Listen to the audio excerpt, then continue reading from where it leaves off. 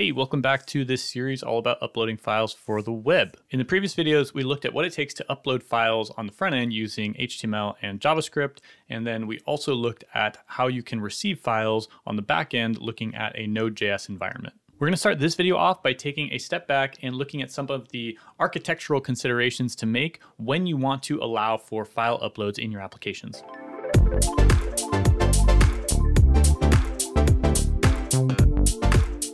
Okay, so where we left off in our project last was receiving multipart form data in Node.js and parsing that request to capture the file and write that file to the disk that the server was running on.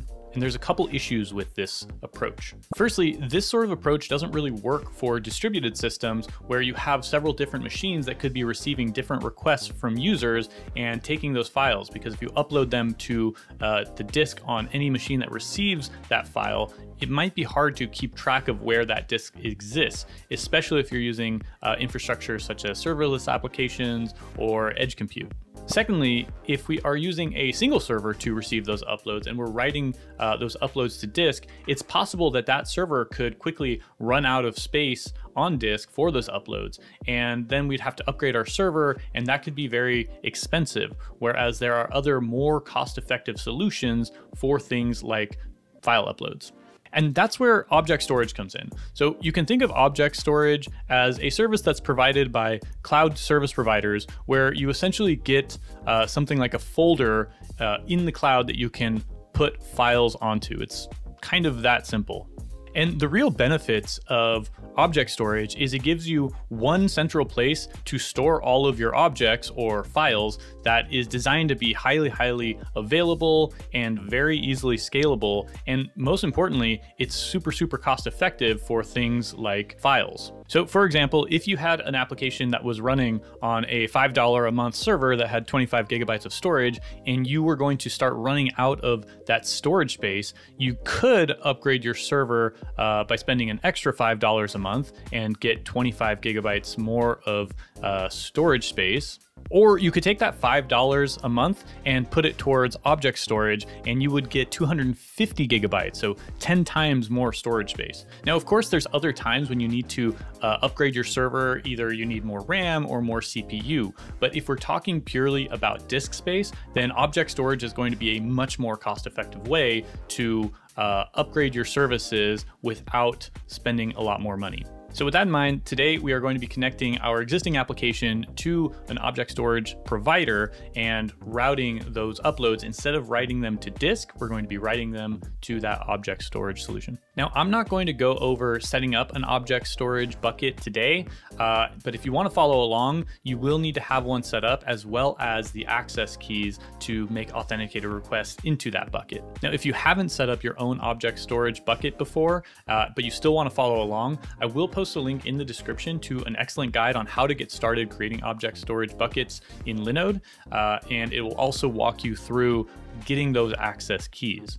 I'll also have a link in the description that will give you $100 in free credits towards a new Linode account for anyone that does not currently have an account. Now, before I start writing code, there's a couple of libraries that we have to install. One is AWS SDK Client S3. The other is AWS SDK Lib Storage. Now, these two libraries are going to be tools that are going to help us construct the requests to upload our objects into our buckets.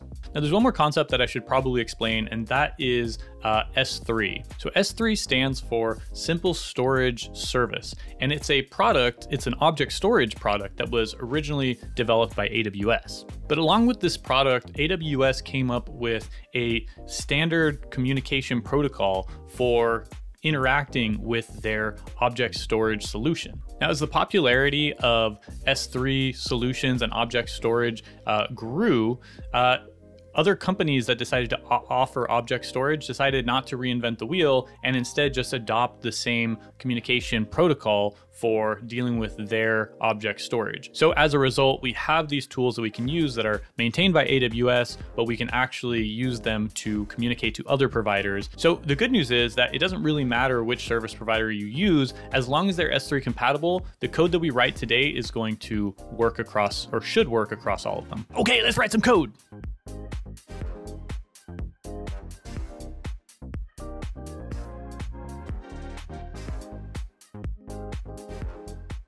Okay, so what I've got so far is I've imported the S3 client constructor from the AWS SDK. I've also imported this upload command from the AWS SDK lib storage package. Next, I pulled out some variables from process.env, which is the environment variables running on the process. Now, if you are not familiar with environment variables, that's beyond the scope of this video, but this is essentially a way for us to put in secret information to be able to access our S3 client that is not going to be stored in source control. So it's not going to be in our actual code.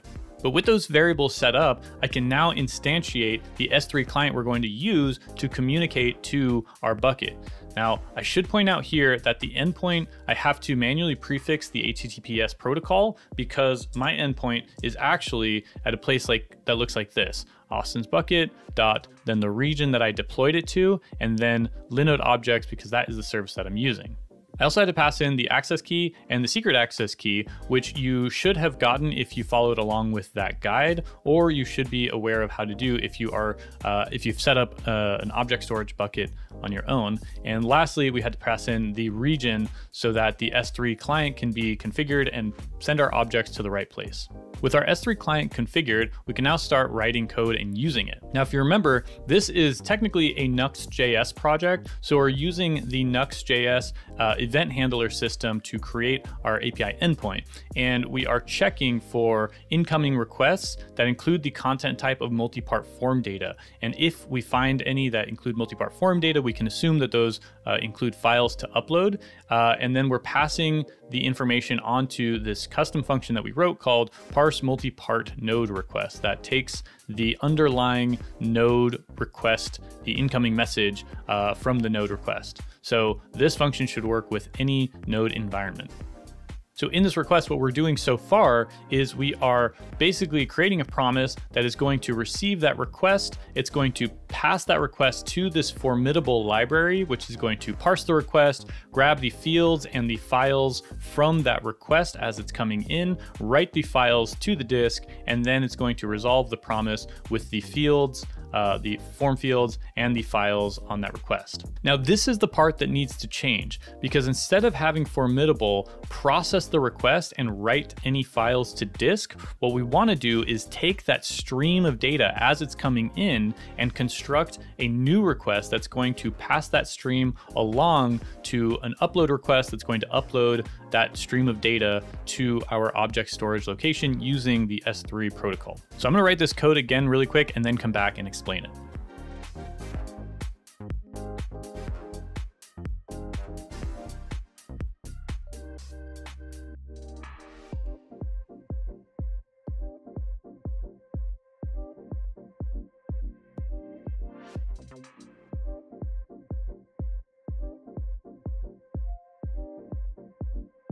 So the parse multipart node request function has made a couple of changes. We're still returning a promise and we're still using Formidable. But down here, originally Formidable was configured with the default settings, which will write to the file on disk. But you can actually give it another setting called file write stream handler, and you can assign that to a function. Now this is the shorthand syntax. It's just the same if we did it this way. So we have a function, we have a setting called file write stream handler, which expects to be a function, and we are assigning it to a function called file write stream handler. So what file write stream handler is going to do is, as Formidable parses the request object that comes in and starts receiving those chunks of data, if this file write stream handler is defined, it's going to pass each of those chunks of data to this file write stream handler, which is expecting to return a writable stream. So that way, each chunk of data that comes in from the request is written directly to the writable stream object that is returned from this function. Now, file write stream handler is where the magic is going to happen here, because what it's going to do is it's a function that's going to receive a file. Now, this is what's coming from Formidable as it's parsing the data. And what file write stream handler is going to do is utilize those S3 libraries that we had set up above. So we're going to create a new upload command, which is the actual request to upload the data. Now, this needs to utilize the S3 client, which we instantiated above, and we're going to use here.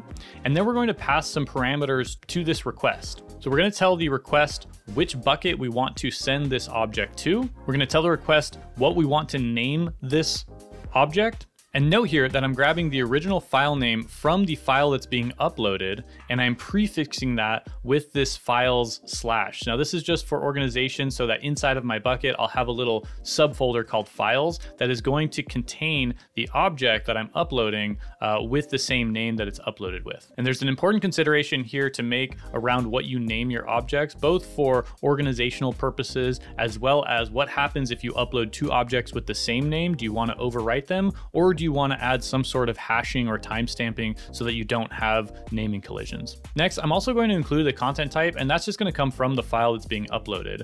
And I'm going to add this ACL public read value. Now, by default, every file that you upload to object storage is private, meaning no one can access it except from the backend or authenticated request.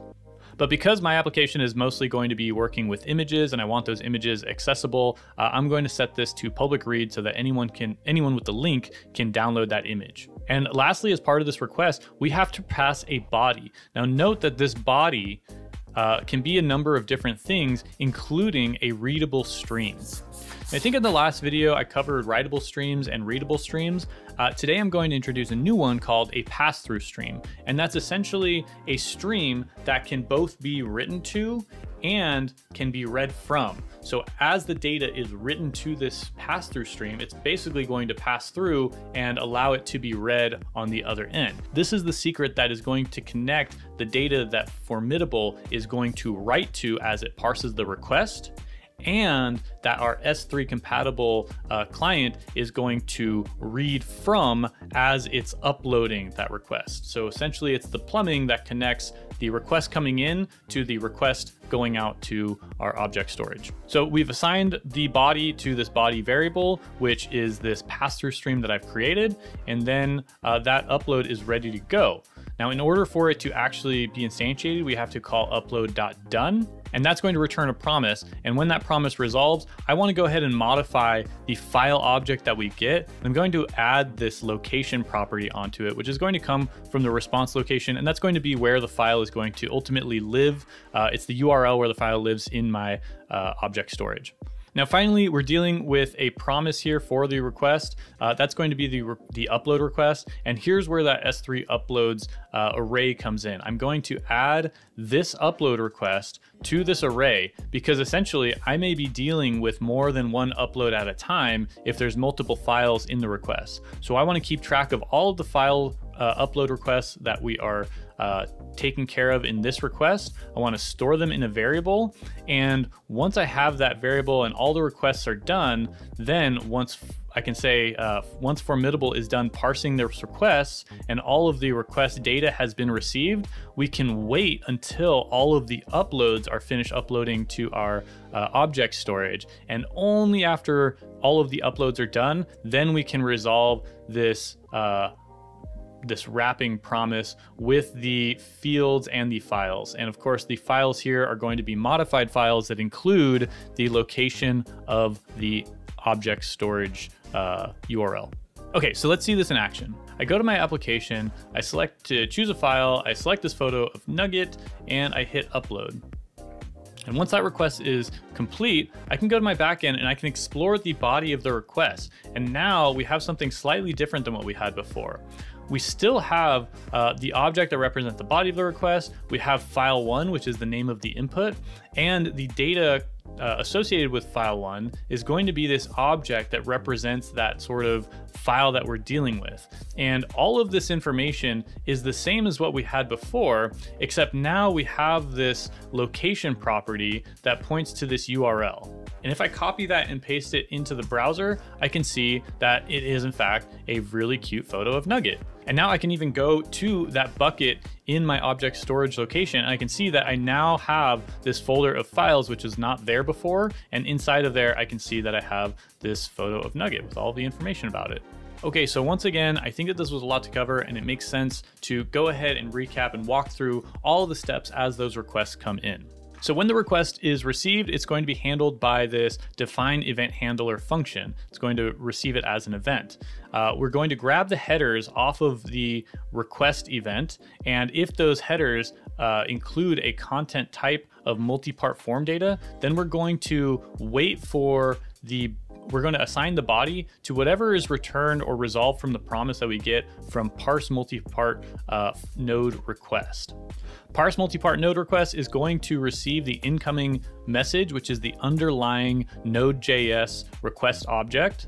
So this will work across any framework. And this function is going to return a promise. Now inside of this promise, we're going to instantiate this formidable library, and we're going to parse the request object that's coming in using formidable as a multipart form data parser. As formidable is parsing the request object, when it comes across a file, it's going to handle that file stream with a custom function that we wrote called file write stream handler. So that instead of writing that stream to the disk, it's going to write that stream to whatever write stream is returned from this function. And this function is going to create a pass-through stream so that on one hand it's writable and on the other hand it's readable. Now that write stream is going to be what is returned from this function ultimately, but in the middle of this function, we're also going to set up the upload request to upload to our S3 compatible bucket along with all of our configuration.